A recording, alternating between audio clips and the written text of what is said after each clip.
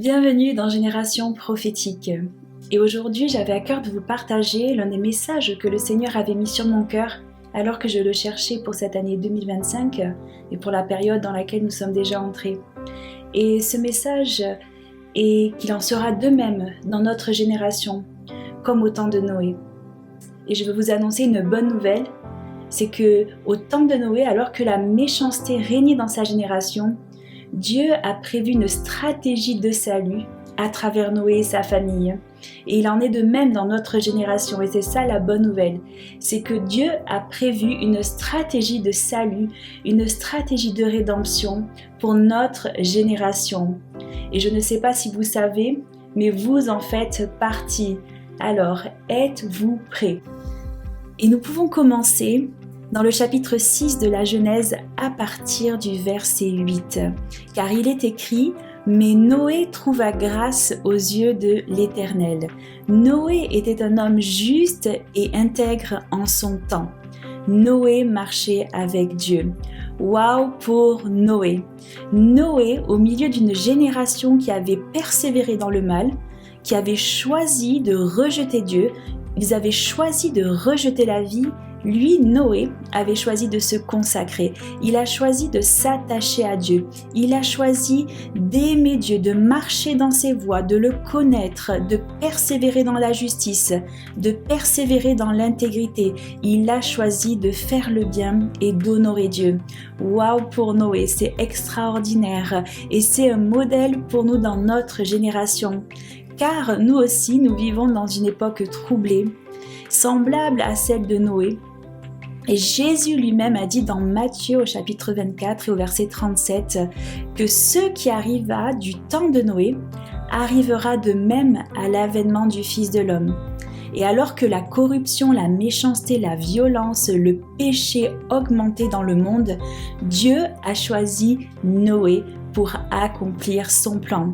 Parce que mes amis, vous savez, le plan de Dieu, le cœur de Dieu, c'est de sauver. Le cœur de Dieu, c'est la rédemption.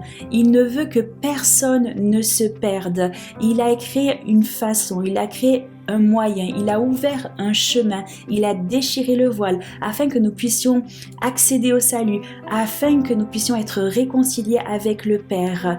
Et dans l'époque de Noé, effectivement, c'était Noé qui a été envoyé pour annoncer la justice, prêcher la repentance, et cette arche est devenue un instrument de salut entre les mains de Dieu.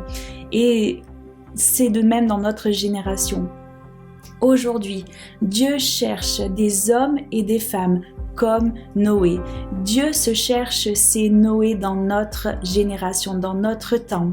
Des personnes qui ont décidé de se consacrer, de lui dire oui, de rejeter le monde et le péché et de choisir de marcher dans la vérité, de choisir d'aimer Dieu de tout son cœur, de toute son âme, de toute sa force, de toute sa pensée, et qui sont prêtes à marcher avec lui, peu importe les circonstances, peu importe les défis, peu importe le prix à payer. Il est clair, mes amis, que Dieu se cherche des Noé. Est-ce que vous êtes ces Noé? Êtes-vous prêts à répondre à l'appel de Dieu? Un appel à la radicalité, un appel à la consécration, un appel à se lever, comme il nous est dit dans Ésaïe 60. Lève-toi et brille, car ta lumière est déjà arrivée. Christ est notre lumière. Notre lumière est déjà en nous. Notre lumière est déjà arrivée il y a 2000 ans. L'histoire de l'humanité a basculé.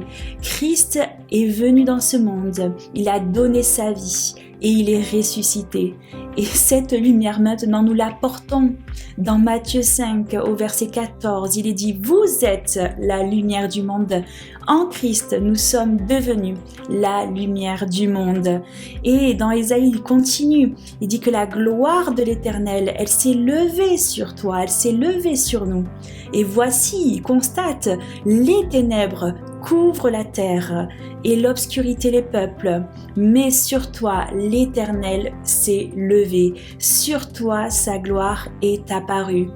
Waouh, nous avons une grande espérance et Dieu a une stratégie et vous faites partie de la stratégie divine pour aujourd'hui, pour maintenant. L'Église et la stratégie de Dieu pour sauver la France, pour atteindre les nations, pour sauver ce monde qui se perd. La stratégie de Dieu, elle est déjà là. La stratégie ne va pas arriver. Elle ne va pas venir de l'étranger. La stratégie, Dieu l'a mis à l'intérieur de l'Église. Car la stratégie de Dieu, c'est que l'Église se lève et que la gloire qui est en elle soit libérée, se déverse à travers toute la nation, à travers la France, jusque dans les autres nations. La France a une espérance. Dieu a un plan de salut pour notre nation. Dieu a un plan de salut pour nos villes et nos villages. Et ce plan de salut, c'est l'Église. Car dans Éphésiens, il est dit que Christ est la tête et que nous sommes son corps. Vous êtes un membre du corps de Christ.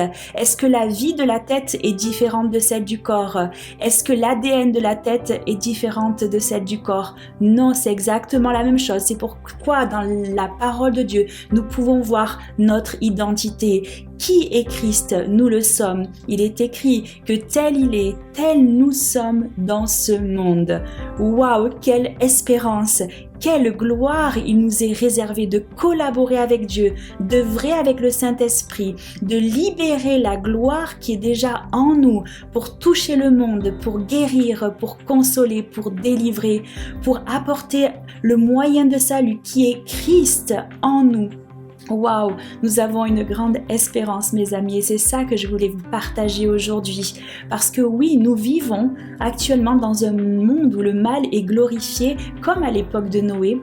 Et à l'époque de Noé, c'était terrible parce qu'on peut lire au verset 5 de Genèse 6 que l'Éternel vit que la méchanceté des hommes était grande sur la terre. Ce n'était même pas limité à un endroit particulier, mais à travers toute la planète, la méchanceté des hommes était grande et que toutes les pensées de leur cœur se portaient chaque jour uniquement vers le mal.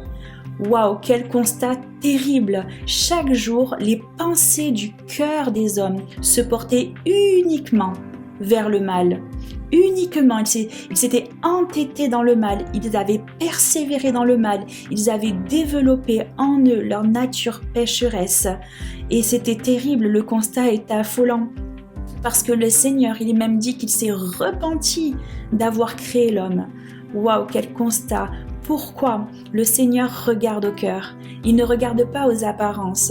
Le Seigneur, pour lui, ce qui compte, c'est nos cœurs. Il cherche des gens qui sont complètement abandonnés à lui, qui ne disent pas oui un jour et non le jour suivant. Il cherche des personnes qui disent oui et qui disent oui tous les jours, qui ont choisi. Et vraiment, mes amis, c'est un appel à choisir. L'heure est grave, le temps est avancé. C'est un jour où il faut choisir. C'est un jour où il faut se positionner. Se positionner pourquoi? Pour manifester Christ, pour suivre radicalement Christ, pour que la France soit sauvée, que les nations soient sauvées. Nous avons tous notre part à jouer. Chacun d'entre nous sommes un instrument entre les mains du Seigneur. Nous sommes des vases dans lesquels il a mis son trésor et ce trésor est Christ. Mais Christ ne doit pas être gardé. Christ est fait pour être donné. Et vraiment, nous avons la grâce de Dieu parce que dans notre histoire de France, il y a de multiples témoignages de personnes qui ont tout donné, de personnes qui se sont consacrées, de personnes qui ont donné leur vie, qui ont été prêts à mourir pour Christ, mourir pour la cause de l'Évangile. Nous avons un héritage spirituel tellement précieux et cet héritage est le nôtre. Oh, cet héritage de la résistance contre les œuvres de l'ennemi, la résistance contre l'oppression de l'ennemi, cette résistance contre le mal, contre ce qui va à l'encontre du royaume de Dieu. Nous l'avons, nous pouvons choisir.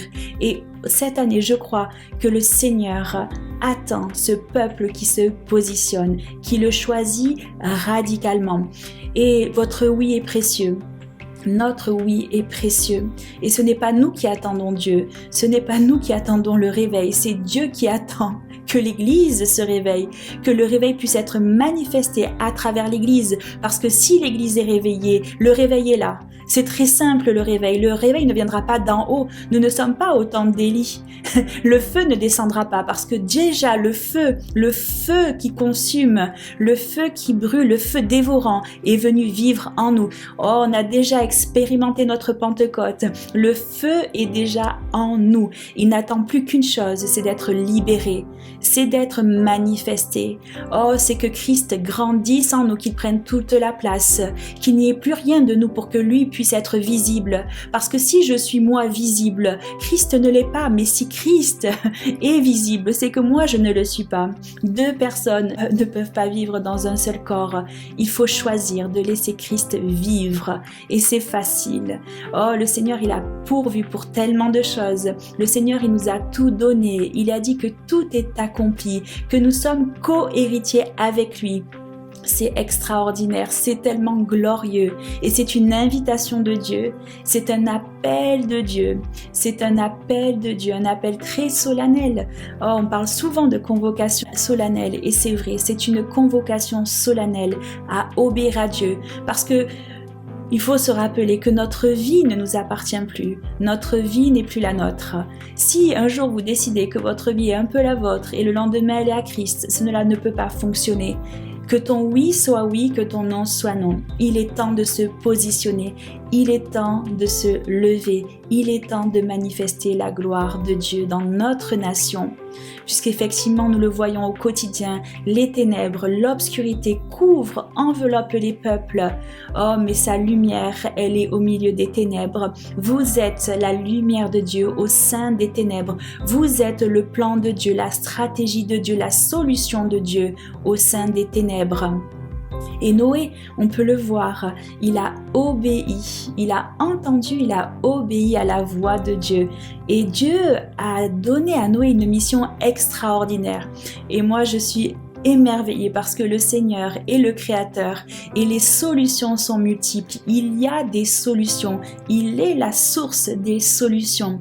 Et cette solution, elle était complètement surnaturelle. Parce que je ne sais pas si à l'époque de Noé, lorsque Dieu lui a parlé de cette arche à construire, je ne sais pas si le terme arche lui-même existait déjà dans le vocabulaire. Je ne sais pas s'ils avaient à l'époque le concept de ce qu'était une arche. Mais en tout cas, Dieu a parlé à Noé. Il lui a dit de construire cette arche gigantesque dans un monde où il n'avait jamais plu. Cela dépasse l'entendement humain. Et c'est là qu'intervient notre foi, puisque c'est là en fait que nous pouvons la manifester. C'est dans ce genre de situation, des situations impossibles, que nous devons manifester notre foi, que nous devons placer toute notre confiance en Dieu, pas dans des solutions humaines, pas dans des solutions déjà vues. Le Seigneur va faire des choses extraordinaires avec notre collaboration. Il est prêt. Est-ce que nous sommes prêts? J'espère que c'est oui. En tout cas, Dieu te confie à toi peut-être une mission qui semble extraordinairement difficile ou qui te semble incompréhensible. Peut-être qu'il a mis en toi des projets qui te dépassent, des choses qui sont immenses, qui sont même impensables pour le salut, pour la guérison, pour la délivrance de la nation, pour le salut de la nation. Oh, pour être un témoin dans ta famille ou sur ton lieu de travail ou dans ton ministère. Et comme Noé, il faut obéir même lorsque l'on ne comprend pas. Et je veux te dire que c'est une bonne nouvelle si ton rêve te dépasse. C'est une très bonne nouvelle parce que cela veut certainement dire que ce n'est pas ton rêve, mais c'est le rêve de Dieu en toi. Et toi et Dieu ensemble, vous êtes une équipe gagnante. Avec Dieu, nous ferons des exploits. Waouh! Et la France attend de voir les exploits que l'Église va faire, que l'Église doit faire, car c'est la réponse aux assauts de l'ennemi sur notre nation. C'est la réponse aux assauts de l'ennemi contre l'Église. C'est la réponse aux assauts de l'ennemi contre la vie, car je tiens à vous le rappeler pour simplifier ce qui se passe. Oh, tout ce qui est en train de se passer, tous les enjeux sont autour de la mort ou de la vie. C'est un combat contre la vie que mène le diable. Et nous devons nous lever pour la vie à tous les niveaux de la société, à tous les niveaux de notre vie, dans notre propre vie. Le Seigneur nous invite et nous dit: j'ai placé devant toi la mort et la vie, choisis la vie. au cas où on aurait l'intention de faire un mauvais choix, le Seigneur nous le confirme, nous le rappelle, nous le conseille, nous invite à choisir la vie. Choisissons la vie dans cette année 2025. Oh, et puis nous pouvons voir que Noé, il a persévéré malgré les moqueries, l'isolement, malgré la difficulté de la tâche. C'est extraordinaire, la persévérance. Et tout ce qui vous arrive en ce moment, je peux vous le dire, c'est pour inviter l'Église à devenir persévérante.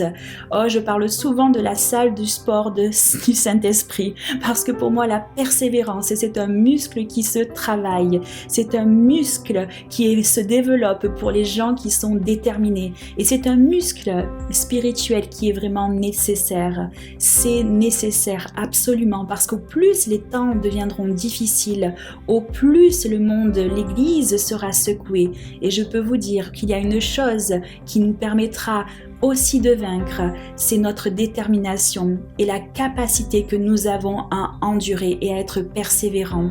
Et nous voyons que pendant 120 ans, il y a eu un temps réservé par le Seigneur pour que les gens de sa génération, en temps de Noé, prêcher la justice et qu'ils voient une démonstration de sa foi et cette arche qui annonçait prophétiquement ce qui allait arriver pendant 120 ans.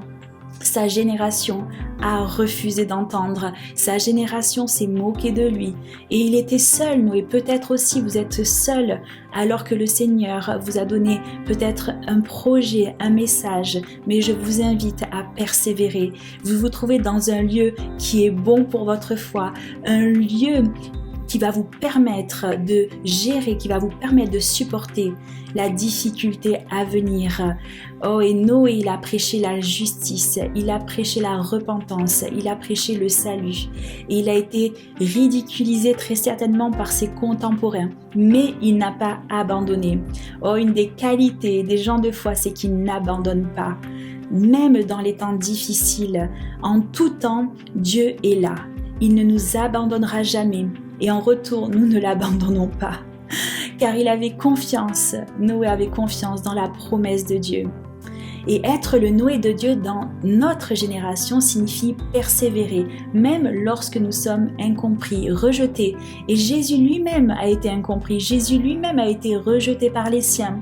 Donc nous pouvons nous accrocher à cette espérance qu'il a été rejeté, que nous serons rejetés, mais ça a un but, il y a une fonction, il y a un objectif et c'est pas pour notre destruction. Et je vous rappelle que ce n'est pas parce que nous sommes rejetés que c'est nous qui sommes vraiment rejetés, c'est Christ à travers nous qui le rejette. Donc ne prenons pas les choses si personnellement que ça, parce que c'est Christ qui est important. Mais je veux vous encourager à garder vos yeux fixés sur Christ, à garder vos yeux fixés sur la promesse de Dieu. Il est écrit dans Galates au chapitre 6 et au verset 9 que nous ne lassons pas de faire le bien, car nous moissonnerons au temps convenable si nous ne nous relâchons pas. Amen. Ne laissez pas les moqueries, les déceptions éteindre votre foi. Soyez fidèles, car Dieu honore ceux qui persévèrent. Et je veux vous inviter maintenant à aller dans Hébreux au chapitre 11 et au verset 7. Il est écrit, et j'aime tellement ce passage, « Car c'est par la foi que Noé, divinement averti des choses qu'on ne voyait pas encore, et saisi d'une crainte respectueuse, construisit une arche pour sauver sa famille. » Waouh, c'est par la foi. Tout commence par la foi. Noé, il a été averti, il a été prévenu des choses qui allaient venir. Et c'est l'esprit de prophétie, le Saint-Esprit a prévenu Noé afin qu'il voie et qu'il avertisse sa génération et qu'il se sauve aussi. Et saisi d'une crainte respectueuse. Oh, vous savez, la crainte respectueuse de Dieu, c'est de le prendre au sérieux. Et ça, c'est tellement important que cela revienne dans l'Église, de prendre la parole de Dieu au sérieux, de croire la parole de Dieu telle qu'elle est et d'agir parce que notre foi, elle se démontre, elle se manifeste par l'action. Notre foi doit être visible, elle doit se manifester parce que si Jacques nous avertit, si nous entendons la parole de Dieu mais que nous ne la mettons pas en pratique, nous sommes des auditeurs oublieux. et nous ne rentrons pas dans les choses de Dieu. Nous ne pouvons pas rentrer et manifester Christ parce que le propre de la foi, c'est qu'elle soit manifestée. Le propre de la foi de Noé, c'est qu'il a craint Dieu, il a pris Dieu au sérieux, il a cru dans la parole de Dieu et c'est pour ça qu'il s'est levé, qu'il a construit une arche. Oh, c'est un temps 2025 comme jamais de construction. Nous sommes appelés à construire cette arche que nous sommes, de la présence de Dieu en nous, parce que Christ est cette arche dans laquelle nous sommes, et Christ est aussi dans une sorte d'arche que nous sommes. Amen. Et Noé, il a construit cette arche. Il y a des ministères qui sont des arches, il y a des projets, des communautés qui sont des arches, un peu partout en France. Et il y a quelques années de cela, le Seigneur m'a montré dans un temps de prière la carte de France. Et sur la carte de France, il m'a montré des arches. Et il y avait plusieurs arches qui étaient établies tout autour de la France, à différents niveaux de construction. Et j'ai compris que ces arches étaient des ministères que le Seigneur avait établis, que le Seigneur construisait, des moyens de salut, des moyens de guérison, de délivrance, de ressources. Oh, des arches. C'était des arches, des lieux de protection, des refuges que le Seigneur plantait, que le Seigneur construisait, co-construisait avec les ministères, avec les communautés qui cherchent à obéir au Seigneur pour les temps difficiles et à venir. Le Seigneur a prévu des lieux de refuge. Oh, à travers l'Église, il construit ce lieu de refuge de différentes façons. Et par obéissance, Noé a sauvé sa famille et il a permis à l'humanité de continuer. Il a permis au plan originel de Dieu, le plan que nous pouvons lire au tout début de la Genèse. Ce plan, oh, le Seigneur avait un plan glorieux pour l'homme, de vrai avec l'homme. Il a donné la terre aux hommes, parce que les cieux sont les cieux de l'Éternel, mais il a donné la terre au Fils de l'homme. Il y avait une mission de prendre soin de la terre, de se multiplier, de régner avec Dieu sur terre, au nom de Dieu sur terre, pour le royaume de Dieu sur terre. C'est un plan extraordinaire et tout a failli basculer à l'époque de Noé. Mais à cette époque, Dieu aussi a prévu un moyen de salut et que cette histoire qu'il avait commencée, cette relation d'amour, cette relation familiale, cette relation royale qu'il avait commencée avec l'homme, prévue pour l'homme dans Genèse, oh, il a continué, il a préservé le projet de son cœur, il a préservé la famille qu'il a tant désirée. Oh, et le Seigneur l'a préservé par Noé et par son obéissance. Et Dieu veut utiliser votre vie pour influencer ceux qui vous entourent, votre famille, vos amis, votre communauté. Vous pouvez être et vous êtes cet instrument pour guider les autres vers le salut en Jésus-Christ.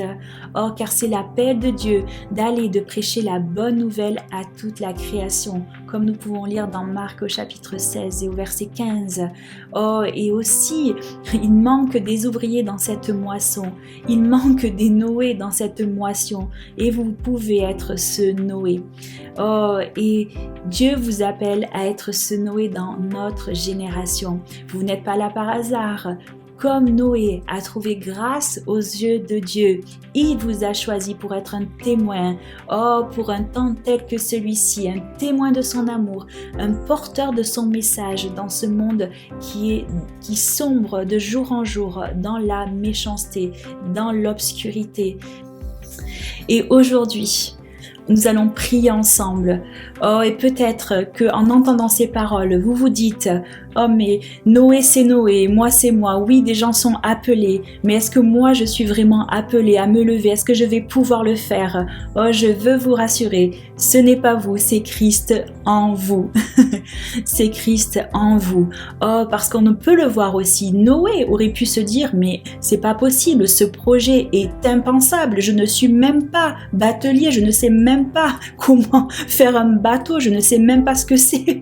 Comment est-ce que ça va être possible? Le monde n'a jamais vu ça. Comment cela va être possible? » Oh, mais Noé, il a cru. Noé a dit oui. Et il ne s'agit que de cela, mes amis. C'est une question de cœur. Oh, de placer toute notre confiance en Dieu, de s'abandonner au Saint-Esprit, parce que le Saint-Esprit nous équipera, le Saint-Esprit nous enseigne, il nous conduit dans toute la vérité, il nous révèle les solutions divines, il nous révèle les plans célestes, il nous révèle les solutions. Et on peut le voir à travers tout l'Ancien Testament notamment.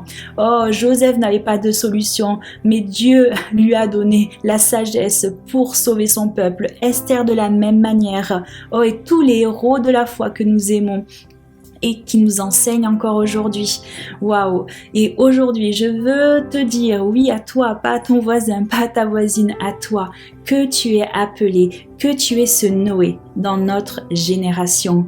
Oh, peut-être que tu te sens incapable, que tu ne te sens pas équipé, mais il est temps. Aujourd'hui est le temps.